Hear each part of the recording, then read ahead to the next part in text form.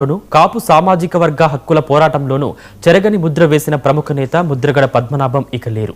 గత కొంతకాలంగా శ్వాసకోశ సంబంధిత సమస్యలతో బాధపడుతున్న ఆయన హైదరాబాద్లోని సింధు ఆసుపత్రిలో చికిత్స పొందుతూ కన్నుమూశారు. ఆయన మరణంతో కాపు సమాజం శోక సముద్రంలో మునిగిపోయింది. ఎలాంటి విమర్శలు వచ్చినా సరే పట్టు వదలని విక్రమార్కుడిలా తన పంతాన్ని నెగ్గించుకునే ఒక విలక్షణమైన రాజకీయ నేత అధ్యాయం ముగిసింది. ముద్రగడ పద్మనాభం మృతి పలువురు రాజకీయ ప్రముఖులు తీవ్ర సంతాపాన్ని వ్యక్తం చేస్తున్నారు. ఆయన సుదీర్ఘ రాజకీయ ప్రస్థానం, కాపు ఉద్యమ ప్రయాణంపై 99 టీవీ ప్రత్యేక కథనం.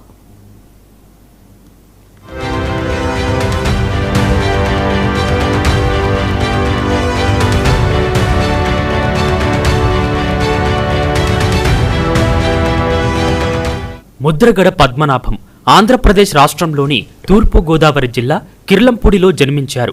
ఆయనకు రాజకీయాలు వారసత్వంగానే అబ్బాయి. ముద్రగడ తండ్రి వీరరాఘవరావు ప్రత్తిపాడు శాసనసభ్యుడిగా 1962, 1967 ఎన్నికల్లో విజయం సాధించి ఆ ప్రాంతంలో మంచి గుర్తింపు తెచ్చుకున్నారు. మాజీ భారత రాష్ట్రపతి నీలం సంజీవరెడ్డికి వీరరాఘవరావు అత్యంత అభిమాన పాత్రుడిగా ఉండేవారు. అయితే 1977లో వీరరాఘవరావు హఠాన్మరణం చెందడంతో కిర్లంపూడి కుటుంబంలో విషాదం నిండింది. ఆ సమయంలో నీలం సంజీవరెడ్డి సూచన మేరకు ముద్రగడ పద్మనాభం ప్రత్యక్ష రాజకీయాల్లోకి అడుగుపెట్టాల్సి వచ్చింది.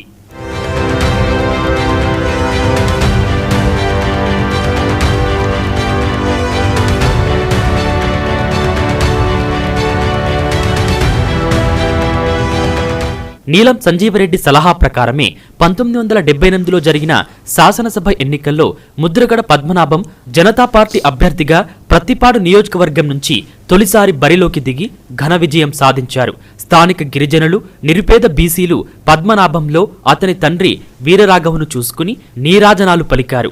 ఆ విధంగా మొదలైన ఆయన రాజకీయ ప్రస్థానంలో ముద్రగడ పద్మనాభం 4 సార్లు శాసనసభ్యుడిగా, 1 సారి ఎంపీగా, 2 సార్లు రాష్ట్ర మంత్రిగా సుదీర్ఘ సేవలు అందించారు. తన కెరీర్లో ఆయన కాంగ్రెస్, తెలుగుదేశం పార్టీలలో కీలక నేతగా వ్యవహరించారు.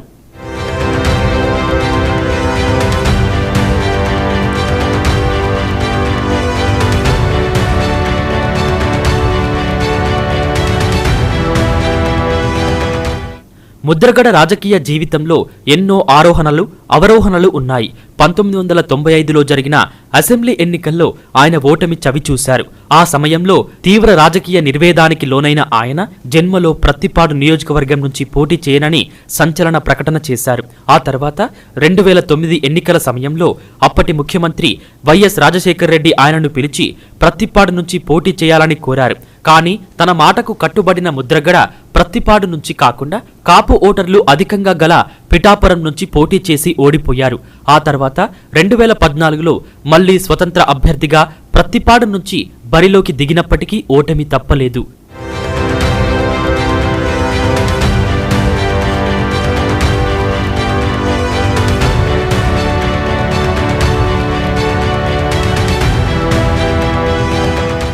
వరుస ఓటముల తర్వాత రాజకీయాలకు కొంత దూరంగా ఉన్న పద్మనాభంను కొంతమంది కాపు సోదరులు కలిసి కాపు ఉద్యమంను ముందుకు తీసుకుని వెళ్లాలని కోరారు.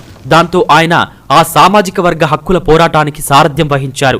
నిజానికి 1988లోనే ఆయన పెద్ద కాపు నాయకుడిగా ఎదిగారు. నాడు ఓ ఘటనకు సంబంధించి పద్మనాభం అనుచరులైన కొంతమంది దళిత, బీసీ యువకులను ఉత్తరకంచి పోలీసులు అరెస్టు చేశారు. స్టేషన్కు వెళ్లిన ముద్రగడను పోలీసులు లోపలికి రానివ్వకపోవడంతో ఆయన స్టేషన్ ముందే టెంట్లు వేసి భీష్మించుకు కూర్చున్నారు. 5 రోజులు గడిచినా ప్రభుత్వంలో చలనం లేకపోవడంతో ఆమరణ దీక్ష ప్రకటించారు. దీంతో కోనసీమతో పాటు జిల్లా వ్యాప్తంగా వందలాది మంది కాపులు ఉత్తరకంచికి తరలివచ్చారు. చివరకు అప్పటి ముఖ్యమంత్రి ఎన్టీ రామారావు స్పందించి యువకులను బేషరతుగా విడుదల చేయించాల్సి వచ్చింది. ఈ ఘటనే ముద్రగడను కాపు హృదయనేతగా మార్చింది.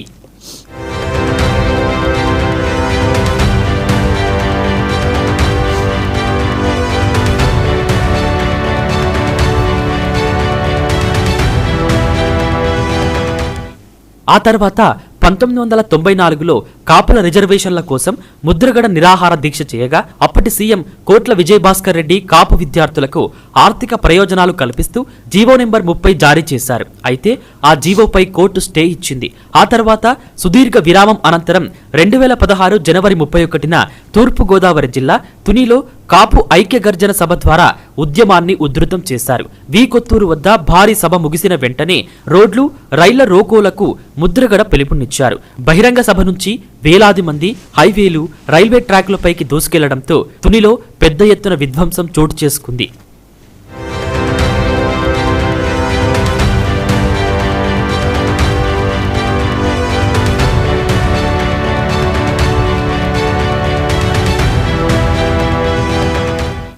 రెండు 2014 నుండి కొంతకాలం ఏ పార్టీలోనూ చేరకుండా ఉన్న ముద్రగడ 2024 సార్వత్రిక ఎన్నికల సమయంలో మార్చి 16న వైసీపీ గూటికి చేరారు.